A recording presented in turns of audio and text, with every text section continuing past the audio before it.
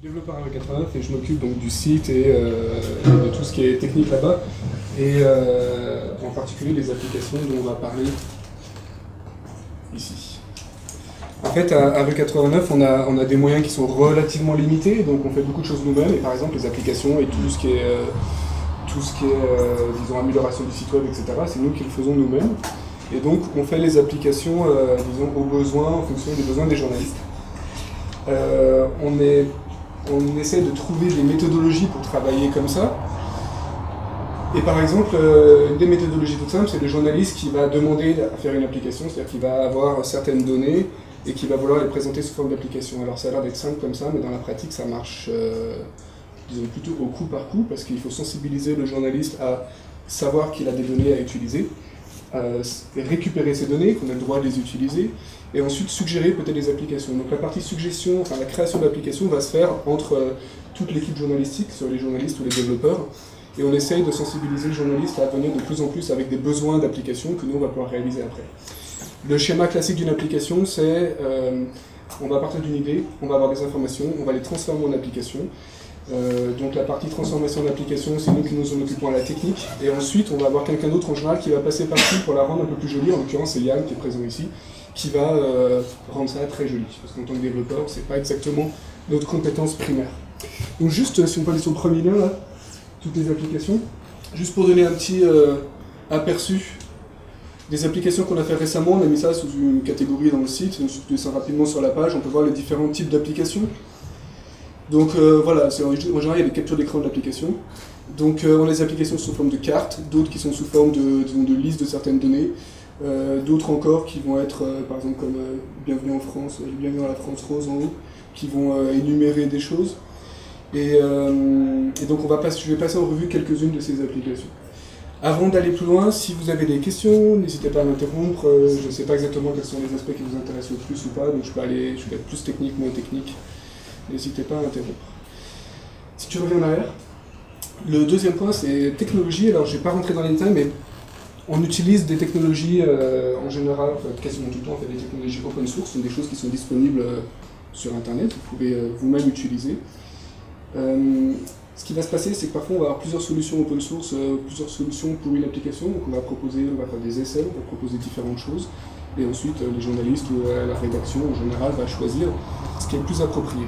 Dans les technologies qu'on utilise, lorsqu'on fait des applications, on va typiquement faire des applications dans une iframe, donc ça va être intégré dans le site, mais ça peut aussi s'afficher tout seul sur une page. Donc là, ce qu'on va voir, on va voir les applications qui sont affichées juste dans une page comme ça, et ensuite on verra comment ces applications sont intégrées dans un article. Mais grosso modo, c'est des iframes, donc l'application est indépendante. Les technologies qu'on utilise, ça va être principalement du HTML et du JavaScript.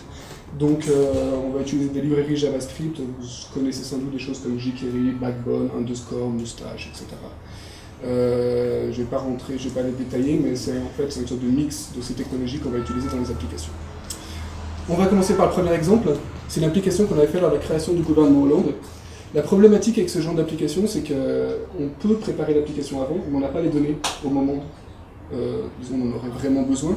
Par exemple, les données elles vont être en direct à la télévision lorsque le gouvernement est annoncé. Nous, notre but est de pouvoir mettre une application en ligne le plus vite possible. Donc on va commencer à préparer l'application, et on va la rendre, disons, le plus dynamique possible pour qu'on puisse rentrer les données. Tu cliques sur gouvernement Hollande, pour qu'on puisse rentrer les données dedans. Voilà à quoi ça ressemble.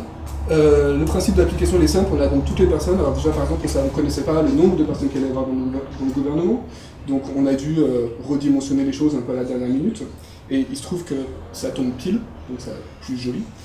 Si tu cliques sur une des sections sur le côté, en fait, c'est des sortes de filtres qui vont cacher ou afficher certaines personnes.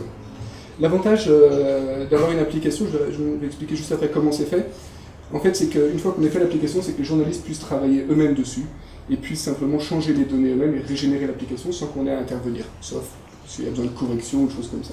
Donc par exemple, quand on a commencé, il y avait juste 2-3 catégories, et au fur et à mesure des recherches des journalistes, ils ont pu intégrer d'autres catégories, à condition d'avoir les informations, par exemple énarque oui, non, à propos de tous les membres du gouvernement pour que ça ait du sens. Si tu reviens derrière, si tu cliques sur article, on voit juste ce que ça donne dans un article.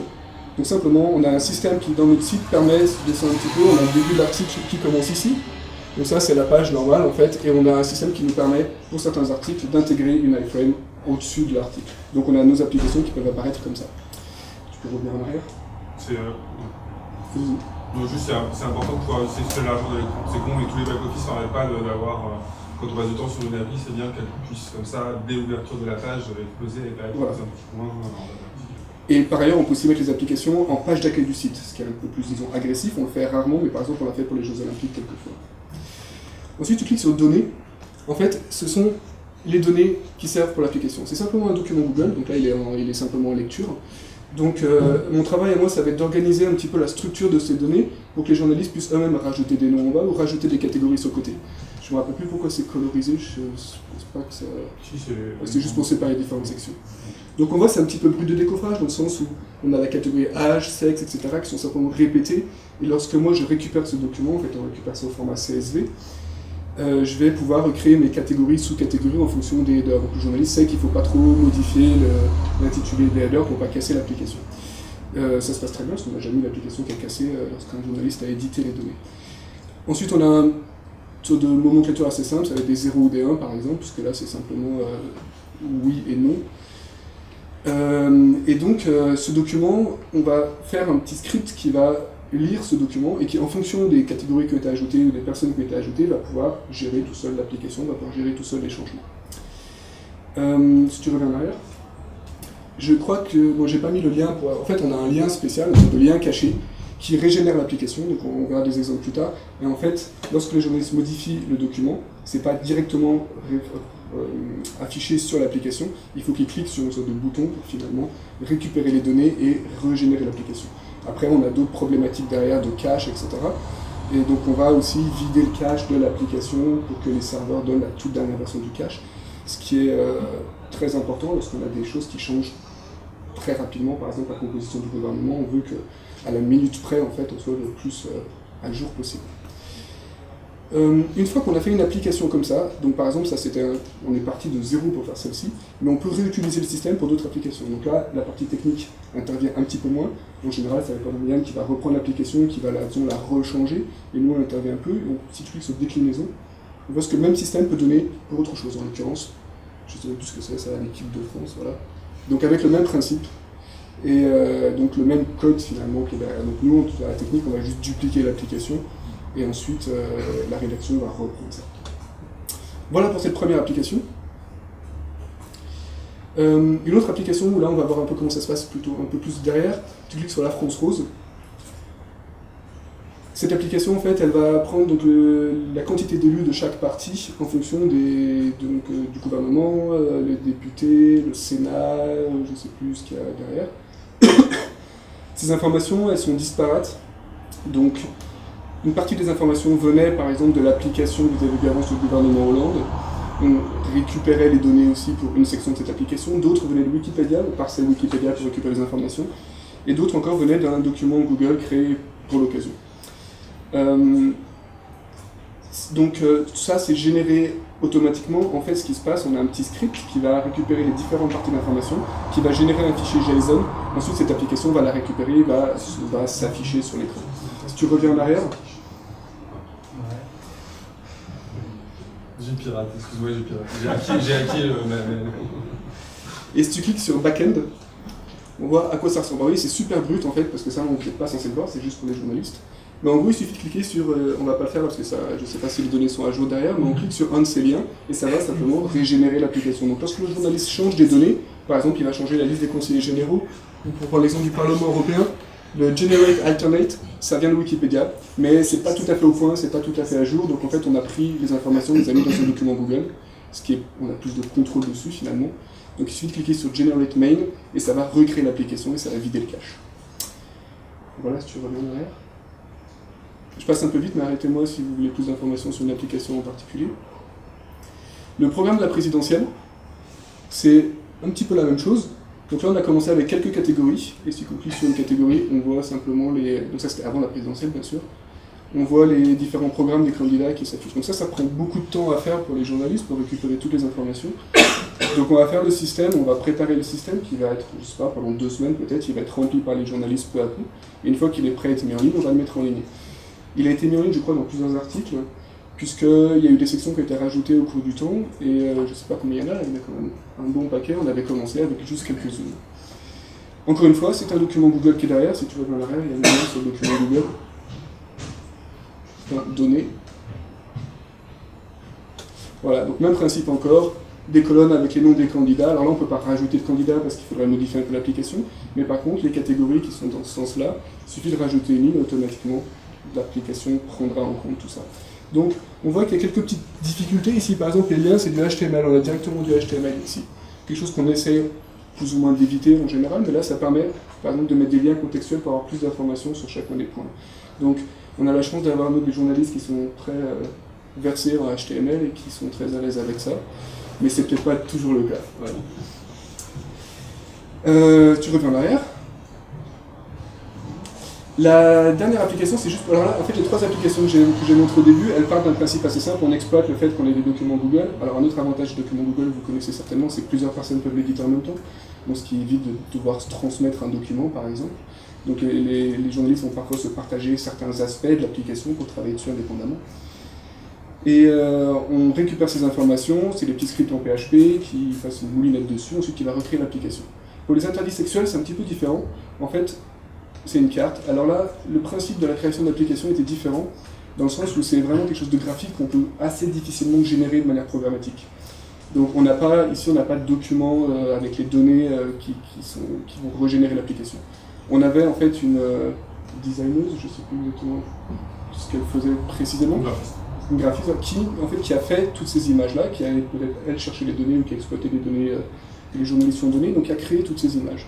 Ensuite, le principe, c'était de trouver une méthode pour afficher ces cartes de manière assez efficace, sachant qu'on a une place relativement réduite, qu'on a des légendes, et donc on n'a pas la place de mettre le monde entier pour que ça soit assez lisible et qu'on puisse voir les petits pays.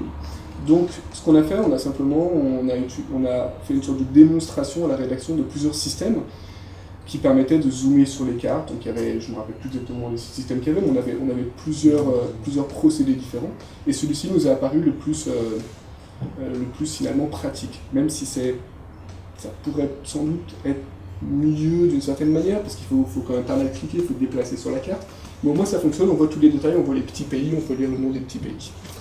Donc voilà, donc ça c'est un principe un peu différent, ça prend plus de temps à faire, puisqu'il faut l'intervention d'un graphiste, ça va mettre pas mal de temps à faire les images, c'est beaucoup moins dynamique, puisque s'il faut modifier quelque chose, il faut remodifier l'image, il faut avoir les sources, etc.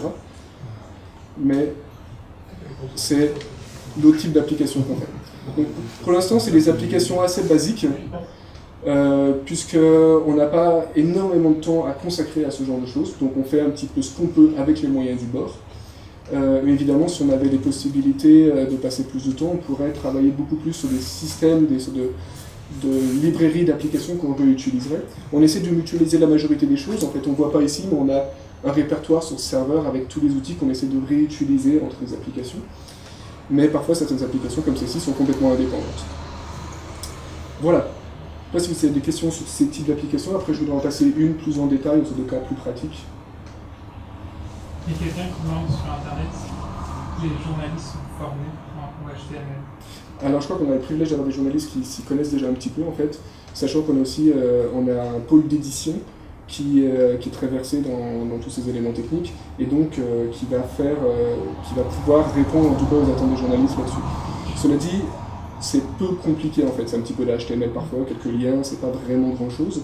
Et puis certains journalistes sont très compétents là-dedans et voire même vont pouvoir eux-mêmes reprendre des applications et les remodifier. Mais c'est vrai que pour quelqu'un qui n'a jamais vu du code HTML, ça peut être un petit peu délicat.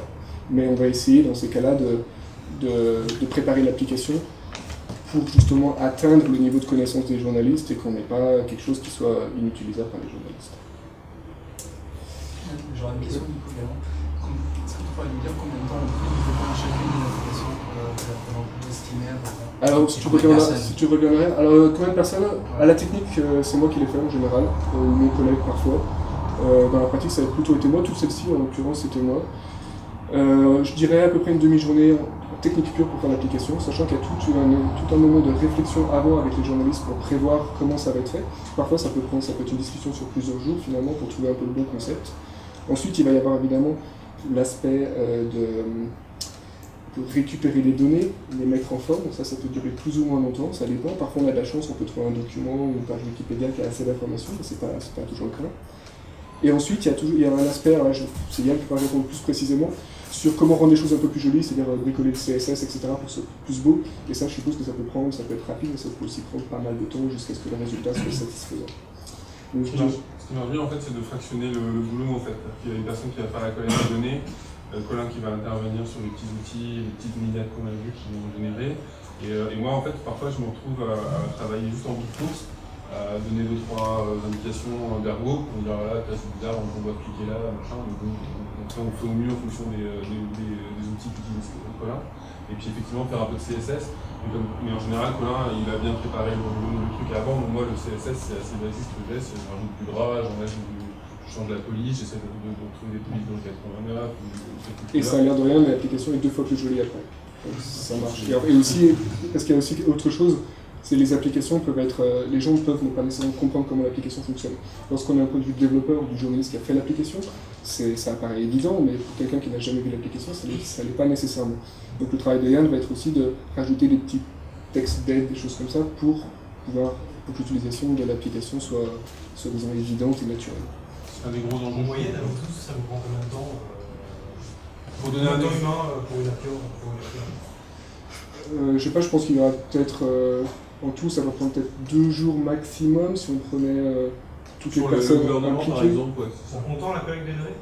Oui, c'est-à-dire qu'on avait un journaliste qui était en fait chez nous qui a commencé avant l'annonce du gouvernement à collecter les données, donc lui il a passé une bonne journée, même plus. Colin qui est intervenu une demi-journée, Audrey qui fait des photos, les têtes découpées, qui est intervenu une demi-journée aussi, et moi qui suis intervenu une demi-journée pareil pour la publication et dans le village. Et en gros, sur le gouvernement, on a commencé à savoir ce qu'on allait faire la veille au matin, la veille de l'annonce au matin, et on était en ligne une heure après l'annonce en fait. Ouais, une heure après l'annonce. On a amélioré un peu dans la soirée. Et le lendemain matin, on a rajouté encore plein de critères. Donc les petits critères pour ça. Par contre, c'est pas incommensurable. Sur les programmes, par exemple. Pardon ? Le programme, c'est beaucoup plus de temps, mais là, c'est la collecte de données qui prend. Mais la collecte de données peut être continuée lorsque l'application est déjà en ligne. En fait, une fois que l'application, elle est comme on la voit ici, elle est indépendante, donc elle peut être intégrée dans n'importe quel article. C'est selon les besoins de la rédaction, ils vont le mettre en ligne quand ils veulent. Mais l'application on peut continuer à la remplir pendant que c'est déjà en ligne, etc. Donc on limite finalement le temps où l'application n'est pas disponible. Et aussi un autre élément, c'est qu'une fois qu'on a fait une application, comme je montrais, le gouvernement Hollande et la même chose pour l'équipe de foot, ce temps est largement réduit lorsqu'on réutilise un même système pour une deuxième application. Donc en fait, on va capitaliser sur ce qu'on a déjà fait. Du coup, je vais avoir quelques stats sur l'utilisation que les lecteurs font en ligne des applications.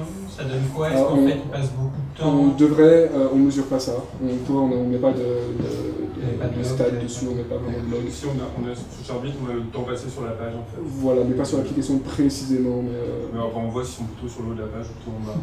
Je crois que quand il y avait Coverage Lab, on pouvait savoir combien de personnes avaient dessus. Donc, Ouais, sur les JO, on savait combien de temps était sur la personne sur la page. Mais on peut pas savoir combien de gens ont cliqué sur tel critère par exemple, ou combien de gens le revendent vraiment. Et même juste dans les grandes lignes, est-ce qu'en fait les gens qui passent beaucoup de temps à manipuler une application, c'est une petite partie des lecteurs qui passent beaucoup de temps, ou est-ce que tout le monde passe un temps à peu près fixe, qui n'est pas très long, ou est-ce que vous avez l'idée d'une répartition en fait, différents profils des gens, de leur comportement par rapport à ces... Pas aussi précisément. Par exemple, sur la chronologie, on a fait une chronologie de l'affaire Strauss-Kahn, à un moment où ça rebondissait, par des petits rebondissements, on a fait le journaliste a fait une chronologie minute par minute. Au départ, elle l'a fait dans Excel, puis on l'a récupéré, enfin voilà, un petit processus qu'on a détaillé ici. Et effectivement, ça a vraiment cartonné. On voyait que les gens étaient restés très longtemps sur le truc, parce que ça passionnait tellement les gens, cette histoire de timing, et de qui faisait quoi, à quel moment, et la fameuse danse, tout ça. Et où est le Blackberry, nanana, que effectivement on les voyait, ils étaient quand même scotchés sur la page. Et à d'autres, en termes de nombre de clics, de nombre de visites, on était plus déçus, où effectivement il y avait le côté un peu waouh, tiens on regarde ce que c'est. Puis en fait, la France Rose par exemple, ça a demandé beaucoup de temps, ça a buzzé pas mal sur Twitter au moment où on a publié le soir du second tour. Et puis en fait j'ai vu le truc partir très fort, comme ça, puis retourner aussi assez fort derrière, parce qu'il y avait plein d'autres trucs à lire, il y avait toutes les analyses. Mais de manière générale, un article avec une application va attirer plus de lecteurs qu'un article sans application. Clairement, à un moment, c'est cela qu'on va voir beaucoup partager sur Facebook, beaucoup tweeter. D'accord. ça permet de se distinguer finalement du flux habituel de papier. Indépendamment de leur utilisation, leur présence déjà sur les réseaux sociaux, ça donne déjà la viralité. Ça veut dire que selon vous, Arrêt 89, la durée de vie d'une appli est très courte?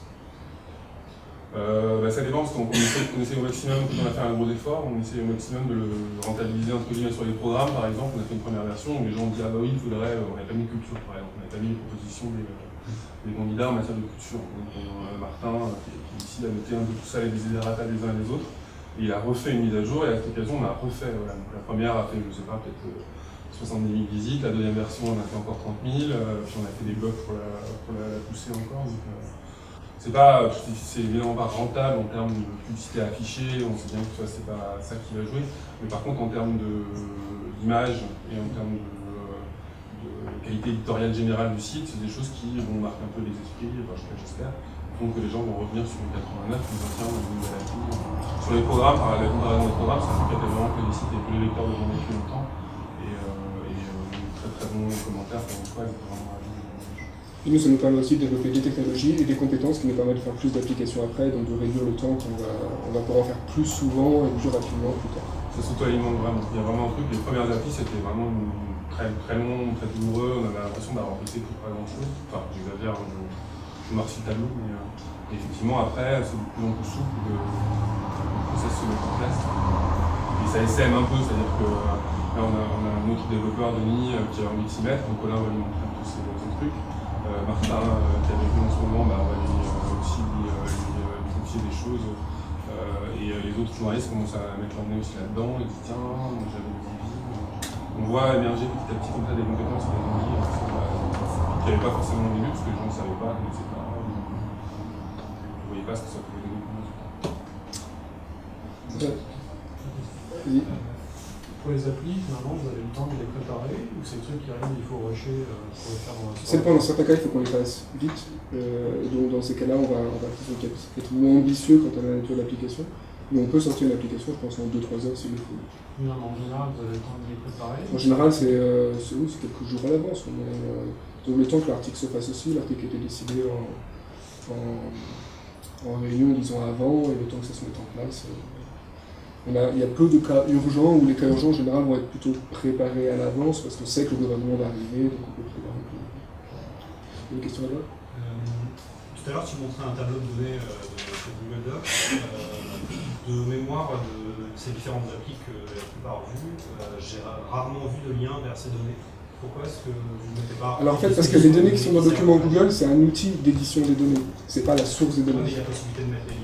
Alors en dessous de l'application, ça y est, je ne sais pas, Yann saura mieux moi, parce que justement c'est ce dont on s'occupe après, mais si on va sur une des applications, peut-être la France Rose, celle-ci, parce que là on a écouté ce qui se passe à la télévision, on va souvent aller chercher des informations, et si tu reviens sur la France Rose, je crois qu'en bas on a la source...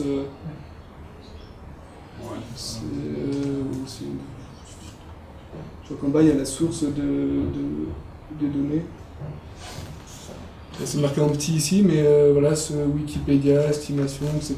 Plutôt que d'avoir accès, de connaître la source, de republier le fichier qui permet de faire des données brutes. Alors, c'est ça qui est plus important. Oui, on pourrait, mais souvent c'est très disparate en fait. C'est pas des informations qu'on a vraiment qui sont pas nécessairement en ligne. Ça peut être un fichier, ça peut être une page Wikipédia, ça peut être un ensemble de choses disparates. Nous, le document Google que nous utilisons, c'est purement un outil pour nous en fait.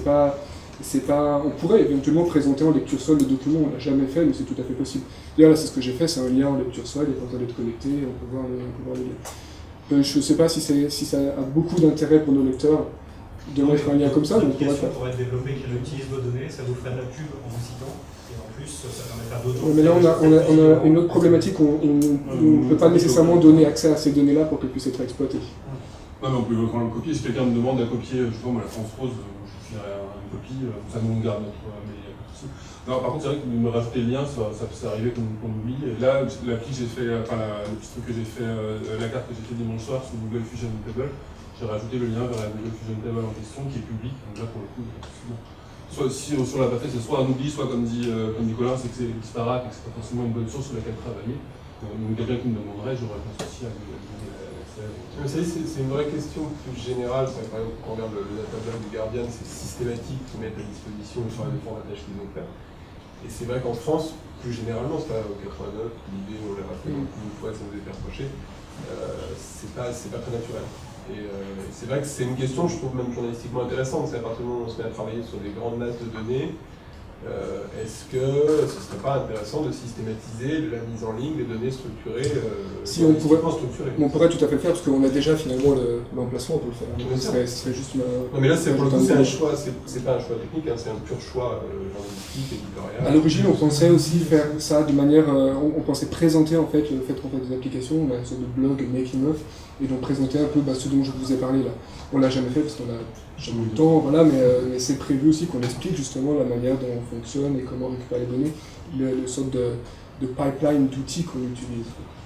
Et après, c'est aussi une question industrielle. Est-ce que le 89 serait content que l'IB utilise le travail de 2 jours Enfin, je veux dire, fait par du temps je vois pas d'exemple où En fait, et ils auraient 2-3 jours de retard en plus. Ouais. Donc sur l'actualité, Il serait obligé de citer la source. Ouais, mais tu imagines pour l'idée de dire source 89 et tout. Ah, la honte. Je sais pas, Florent, moi, mais. Non, mais je trouve que le média, c'est pas posé. Non, je pense que en fait, c'est un peu classique dans ce genre de domaine, c'est-à-dire culturellement, enfin la question se pose pas, on se connaît bien, je pense que culturellement, et moi je sais que la question s'est posée en interne à l'IB, les gens vont avoir tendance à mais c'est mes données, c'est moi qui ai bossé, donc c'est une espèce de réflexe à la con, propriété bête. Alors qu'en plus, journalistiquement, je trouve que c'est exactement l'inverse, parce que par définition, quand on bosse, c'est pour publier. Donc la valeur de ce qu'on fait et la valeur professionnelle, c'est la transparence. Et c'est pas parce que tout d'un coup on se retrouve à la tête de 11 000 lignes de fichiers au lieu d'en avoir 15 sur une carte que ça change quelque chose. Donc je pense que c'est de bonnes pratiques que de systématiser la publication. Et puis avec 89, on a plutôt une tendance à supporter le logiciel libre et l'ouverture des données, etc. Donc c'est quelque chose qu'on serait très content de faire en fait. Indépendamment du problème de la réutilisation, il y a aussi le problème juste de la vérification. Par exemple, là c'est un bon exemple en fait où finalement d'autres gens pourraient très bien avoir des données parallèles, on pourrait avoir envie de vérifier si ces données correspondent ou pas à l'application. C'est pour ça qu'en fait, si tu regardes, les sources sont données, donc tout ce qui est Assemblée nationale et Sénat, c'est relativement clair. Donc ça va bien signaler c'est une estimation et en plus, tu as le décompte des conseils généraux et des conseils régionaux qui a été le plus galère à faire parce qu'on doit faire par regroupement de familles politiques. Oui, voilà, c'était et tu cliques, en fait, tu vois conseil général par conseil général, si tu connais bien le conseil général de la Saône-et-Loire, tu peux dire, ah ben non, il y a un problème, on a eu des problèmes avec Martin sur le regroupement des radios. Mais si on voulait comparer deux CSV, de donner l'un à côté de l'autre, il faut pouvoir comparer justement. Et tu les as en fait, pour les conseils généraux et les conseils régionaux qui sont les plus problématiques. C'est quand même plus simple de l'avoir dans un tableur. Et tu l'as dans un tableur, quand tu cliques sur le décompte des conseils généraux, tu as le décompte des conseils généraux dans le tableur. Tu peux essayer peut-être de vérifier ça. Mais je suis globalement assez d'accord avec Florent. Il me semble que le risque, le milieu journalistique est assez bien éduqué au risque de la reprise de données et en général ça se passe plutôt bien. Vous faites repiquer vos données, vous êtes cité, comme ça vous êtes valorisé. Et puis les données, c'est une partie. Ça va augmenter la valeur informative puisque en tant que lecteur, si je peux vérifier l'information parce que je suis un public et je veux rentrer et puiser là-dedans, je repenserai à vous dans d'autres problématiques pour voir ce que vous avez pensé et d'une fenêtre précise. Donc je pense que ça augmente à long terme la qualité des informations et la perception que le public en a. Vous prêchez les problèmes.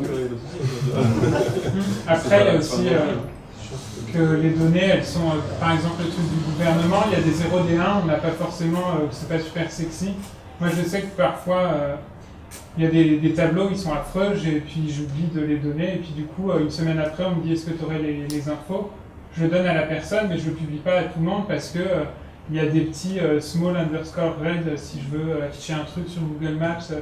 Et ça demande aussi un travail en plus de reformater les données pour qu'elles soient un peu plus compréhensibles que seulement par moi.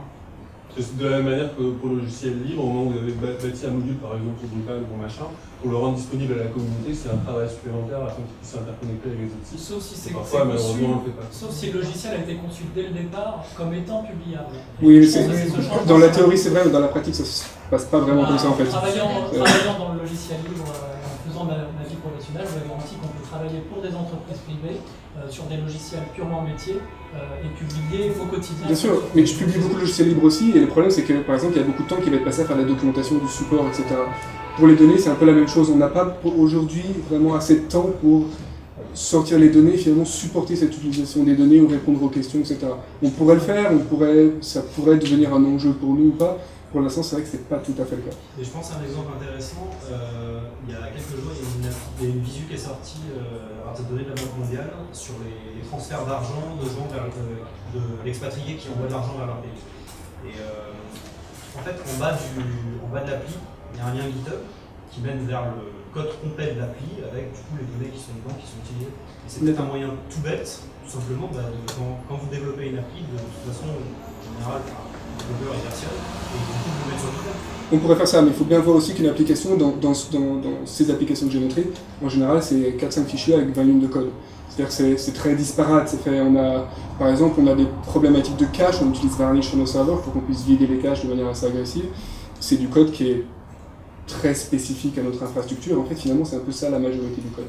Donc, si on avait des applications qui seraient vraiment très belles et qui pourraient être réutilisées, déplacées sur d'autres serveurs, c'est vrai que ça serait valide. Pour l'instant, c'est pas tout à fait un enjeu. Dans le cadre d'une réutilisation, oui, mais dans le cadre d'une vérification de l'info, je pense que vous avez tout à gagner à... Mais on est quand même des applications de petite échelle, en fait, ici. Mais c'est tout à fait vrai. Je dis pas que vous avez tort, je dis simplement qu'on ne peut pas trop se permettre de le faire, en fait, pour l'instant.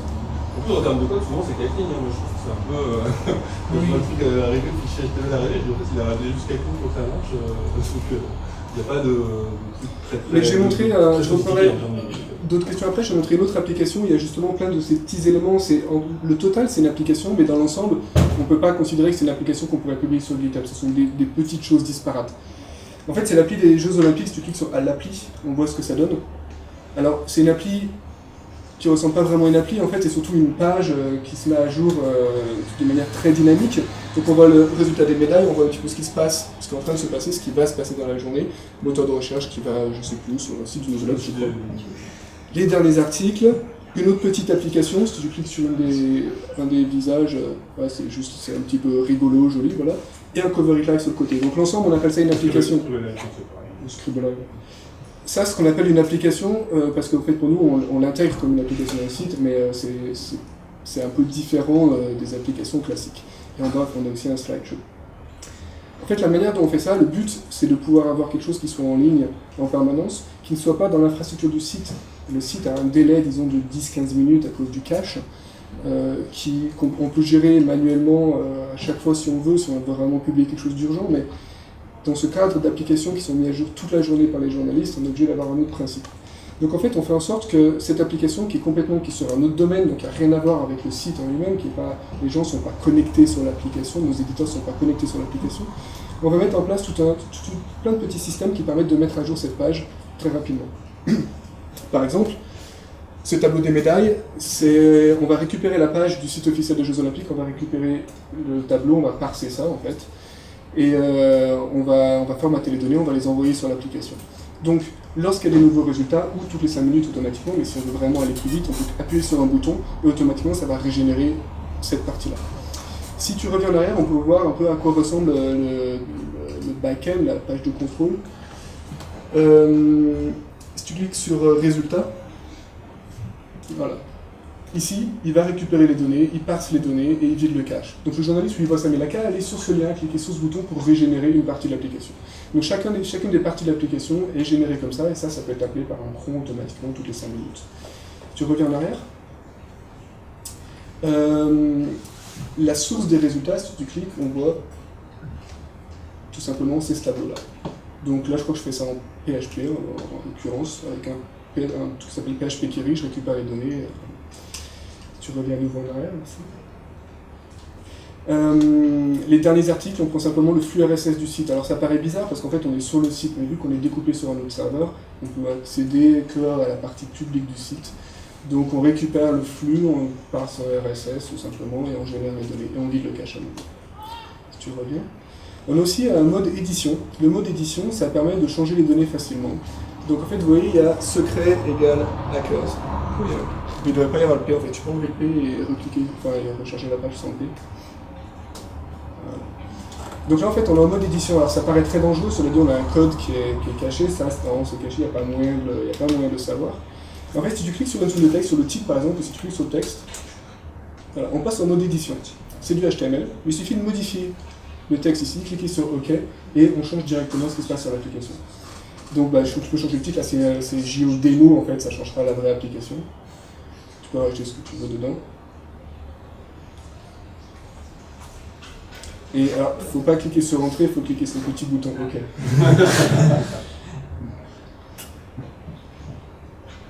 Parce qu'en fait, par derrière, il se passe d'autres choses, ça va changer cette partie de la page. Il faut savoir que l'application, chaque partie de la page est rechargée toutes les 5 minutes via JavaScript. Et donc, cette application est composée de plein de petits bouts de fichiers. Voilà. Et donc là, c'est directement changé en ligne. Le journaliste voit directement le changement. Les visiteurs qui arrivent sur le site voient directement le changement. Et ceux qui affichent déjà l'application, dans les 5 minutes, ils vont voir le changement aussi. Donc, c'est la manière la plus cool pour notre serveur de faire ça, parce qu'on n'a pas des rechargements de toute la page, mais juste de certaines sections lorsque le besoin s'en fait sentir. Pareil, si tu cliques là-dessus, tu peux éditer toute cette partie aussi, etc. Voilà. Donc c'est du HTML, c'est pas super sexy, on a fait ça juste comme ça rapidement, mais ça fonctionne pas si mal. Les journalistes se sont appropriés et finalement, je pouvais changer les données très rapidement là-dessus, avoir quelque chose d'extrêmement réactif. Et si tu reviens là, je crois que c'est tout. C'est aussi une autre page pour vider le cache de cette application, puisqu'on est obligé d'avoir un système de cache très agressif, et donc c'est très frustrant pour un journaliste de modifier quelque chose sur la page, de recharger la page et de ne pas avoir ces changements. Donc là, tu peux cliquer là-dessus, tu cliques là-dessus, ça vide le cache, et ensuite il suffit de recharger la page, et on a la toute dernière version, c'est sûr. Vu que ce sont des fichiers statiques, on n'a pas de problème, on peut vider le cache régulièrement, ça ne pose pas trop de problème. Voilà, c'est ce que je voulais vous montrer. D'autres questions si vous en avez. Il faut être admin pour avoir accès à la page secrète? Non. C'est pas super sécure, il y a un peu honte d'avoir fait Ouais, ça. en fait, c'est parce qu'on fait ça un peu comme sur DSS, c'est la première application qui utilisait ça. Okay. Et on est vraiment découplé de tout ce système, du site normal en fait, et des systèmes de login. Donc on pourrait rajouter quelque chose de plus sécurisé, un vrai login. Donc là, c'est de la sécurité via l'obscurité, on dirait en français. C'est pas super clean, dans la pratique ça marche parce qu'il faut quand même découvrir ça. Alors vous savez maintenant que c'est secret égale quelque chose, mais rassurez-vous, pour la prochaine application, ça sera différent. Ouais. Vous n'avez qu'une version en française. À chaque fois que vous appelez, vous faites une version en anglaise ou pas? Non. Pour les applications? Ouais, qui pourrait intéresser finalement un public. Non, on le fait pas. Alors moi je développe en anglais en général, par contre les données disons, dans le HTML vont être en français. Mais on pourrait assez facilement faire des versions multilingues. Ce sont peut-être des applications qui peuvent intéresser. Alors ça rejoint un peu le point de monsieur derrière, c'est que pour l'instant en fait on fait un peu des petites applications qui sont à notre échelle et on n'a pas vraiment finalement les ressources pour investir dans des applications qui soient disons de classe mondiale. Mais en même temps, oui, après ce sont des informations. Absolument, mais ça nous arrivera sans doute avec l'expérience qu'on a, ça nous arrivera sans doute de faire des choses qui auront un public au-delà de notre public ou du public français. Pour l'instant, c'est pas le cas. En tout cas, techniquement, c'est pas vraiment un gros problème de faire ça. C'est assez simple. Sur la partie du tableau des médailles pour les Jeux Olympiques, oui. À quel point est-ce que vous étiez sûr qu'il allait être remis à jour régulièrement par l'organisme? Alors en fait, il se trouve que moi j'avais mis autre chose en place et je me rappelle plus que j'avais mis en place avant. C'est un Google Doc. C'est un Google Doc, d'accord. Mais le problème pour les journalistes, c'est qu'il fallait qu'ils suivent en permanence ce qu'ils faisaient en fait. Mais ne pas rater une médaille et la mettre, ça prend beaucoup de temps. Sachant qu'en plus, il fallait cliquer sur le lien pour régénérer l'application, etc. Donc tout le processus prenait un petit peu trop de temps. Donc j'ai mis en place ce parsing du site en fait. Et en demandant aux journalistes pendant la première heure de bien vérifier si ça se mettait à jour très vite, en fait c'était le cas, ça se mettait à jour très vite, donc on avait un délai au maximum de quelques minutes. Donc c'était raisonnable. Ouais. Et du coup, juste une petite question, la page en question du site est créditée dans l'appli?